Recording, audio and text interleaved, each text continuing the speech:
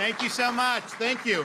Great to be back in Central Florida. Thanks so much. It's a beautiful day, and we've got a pretty important announcement to announce the appointment of Florida's next United States Senator. And these are always significant appointments, but I think right now, appointments like these are more significant than ever. This is a time for action and a time for Washington, D.C. to deliver results to the American people. There are no more excuses for Republicans. We can't choose the easy path here. We must be able to do what it takes, make the hard decisions necessary to usher in a revival of the American experiment. Now, President Trump's election was remarkable, and he earned a mandate for change. And yes, the results themselves, winning the popular vote, winning the swing states, was certainly something that's noteworthy. But what was more noteworthy is no candidate has ever had to endure a flurry of bogus prosecutions and 2 assassination attempts and having the entire legacy media apparatus doing everything they can to prevent his return to office. So we as Republicans cannot squander this opportunity. And that means we need a Congress, both the House and the Senate, that will rise to the occasion and make history. No more business as usual in Washington, D.C.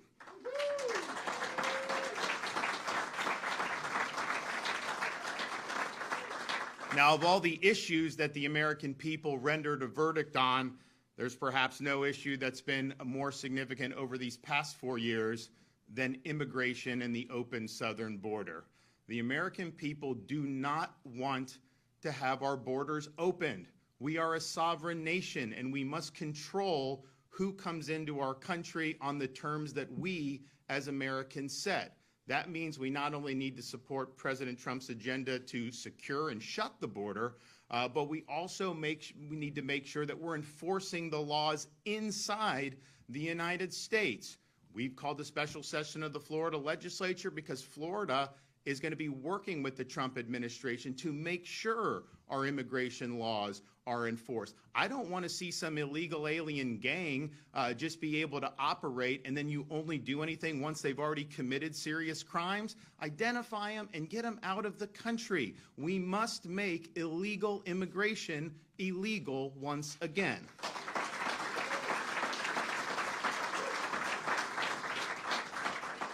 The other issue that clearly animated voters' momentous decision in November is the economic crunch facing people all across the United States of America. This economic crunch is government-induced.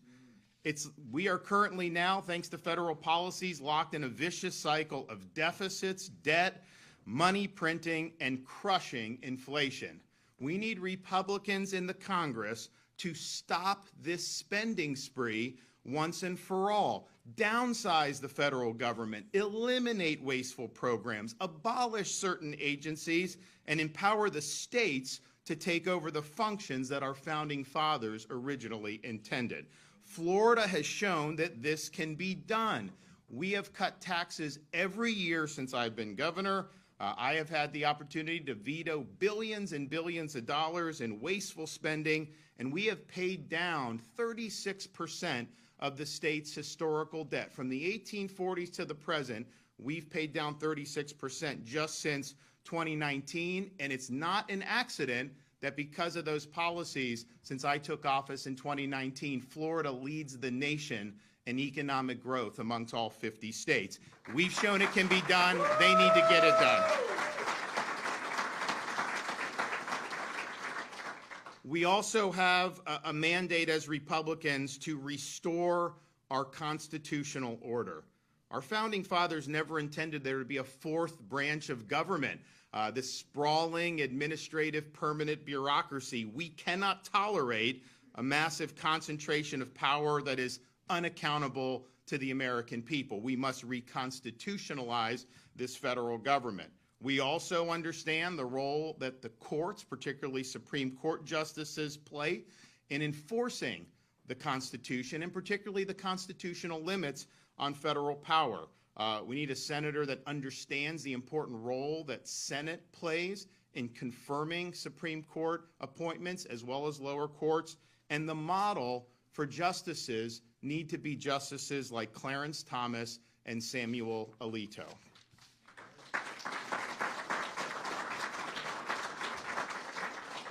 Finally, Republicans must fight the woke agenda and they must defeat the radical left. Florida has fought and won against the woke agenda. We have won time and time again against the political left, and right now the Democratic Party in this state lies in ruins, and we are a solid Republican state, which people didn't think was possible even 5 years ago. At the national level, we need to rid our institutions, federal agencies, universities, corporations, of the pernicious woke ideology and woke agenda. We need to restore common sense, and we need to restore basic American principles throughout our society once again. Now, in appointing a U.S. Senator, I initially put out several different criteria. One, I want somebody that's going to work with President Trump to deliver on the mandate he earned from the American people. I want a senator that's going to be willing to lean in against the excessive spending and cut spending and stop the inflation. I want somebody that understands that the federal bureaucracy is run amok and it must be held to account, and we need 3 branches of government, not 4 branches of government. And we need somebody that understands the fight against illegal immigration, is willing to shut the border, and importantly, make sure any legal immigration to this country is putting Americans first. Can't be bringing foreigners in to displace our own people in key positions. So this is something that I thought about long and hard. We did a lot of research. We got a number of great candidates throughout the state of Florida, and many of them, I think, could have done a good job. But the final criteria I used was, because you can say all those things and say you stand for it, I wanted somebody with a demonstrated record of delivering results on those important issues. Talk is cheap. We need people that have demonstrated fidelity to these principles with their actions. So that is why today I'm proud to announce that I am selecting our Attorney General, Ashley Moody, to serve as our next U.S. Senator.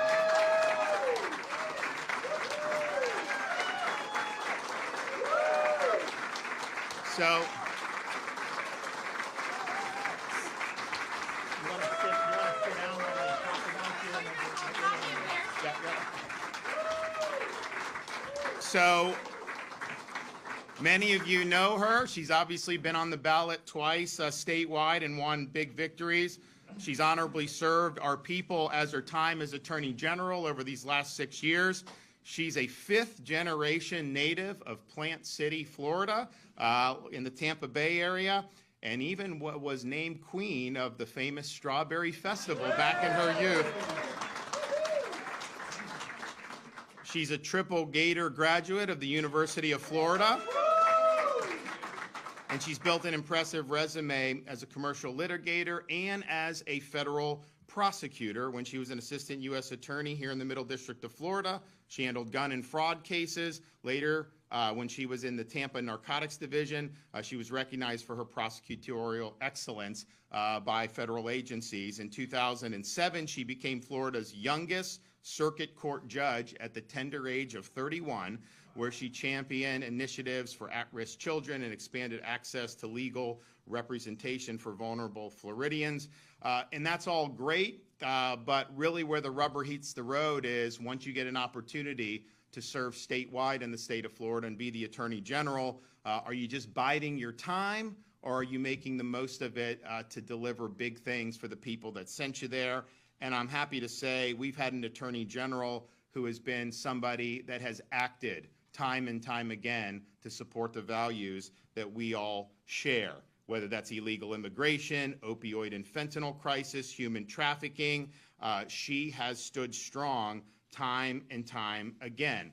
Most recently in this past year, filing lawsuits and joining lawsuits to take on the weaponization of law enforcement that targeted then candidate Donald Trump. She took on Jack Smith for his politically motivated persecution of the former president, fought back against the rogue Attorney General of New York for her politicizing justice, led the Florida investigation into the second Trump assassination attempt in Palm Beach, even as the federal government continues to try to block her efforts.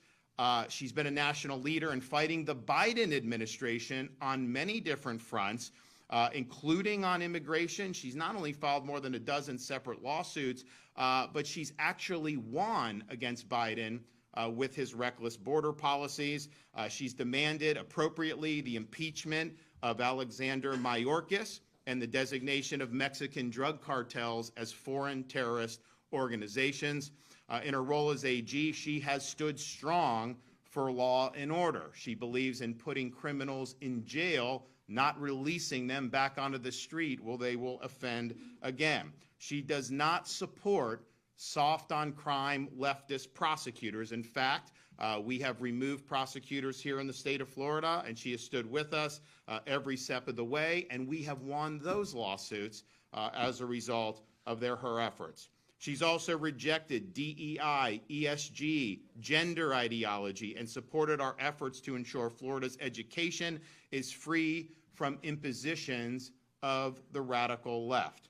When COVID was raging, few were willing to stand up across this country. We in Florida established our state as a beachhead of liberty, as the free state of Florida, and she was with us every step of the way. We beat the Biden administration that had continued to keep our cruise lines closed, and we liberated the cruise industry because of her lawsuit. We also beat Biden on the employer vaccine mRNA mandate, which was going to have people lose their jobs if they didn't take this shot that many people didn't want. So her efforts were really critical in achieving those success for medical freedom. She was also a staunch opponent and helped us defeat Amendments 3 and 4 in the most recent November election.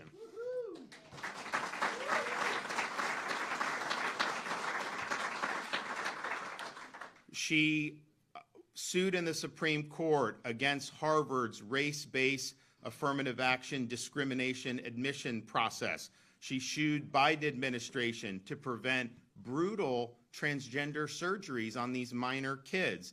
And she challenged the federal accreditor system to free university from politicized leftist accreditors. She's also fought to strengthen the security integrity of our elections here in the state of Florida, which we treat very significant. She has led prosecutions of voter fraud cases against illegal aliens who voted here in the state of Florida. She's also supported other states as they attempt to secure their election systems, including in Virginia, where she urged the Supreme Court to uphold their removal of illegal aliens from the voter rolls.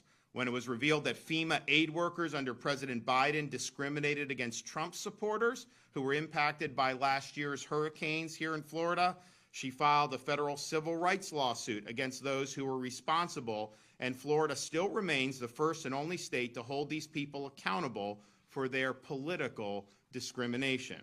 She's an outspoken proponent of the state of Israel and has battled against anti-Semitism in the business world, academia, and even taken on the United Nations, which she has pledged as a senator to defund once and for all.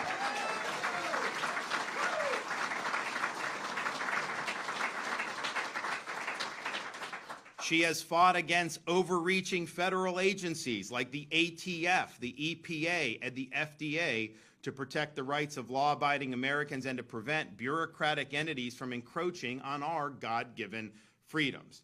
And then when it comes to our nation's foremost adversary, China, Ashley has been integral in our state's effort to defend Florida against Chinese influence. She defended our laws preventing China from purchasing land in the state of Florida. She worked with the Florida Pension Fund to divest state holdings from China and Chinese companies, and she opposed China's ability to spy on Americans through the use of social media apps. So in every major battle we have had since I have been governor, she has been with us every step of the way. It's not just talk, it's results. And these results are very, very important. And she understands the gravity of the moment. We may not have an opportunity like this in the near future. This is a once in a decade, maybe even once in a generation opportunity.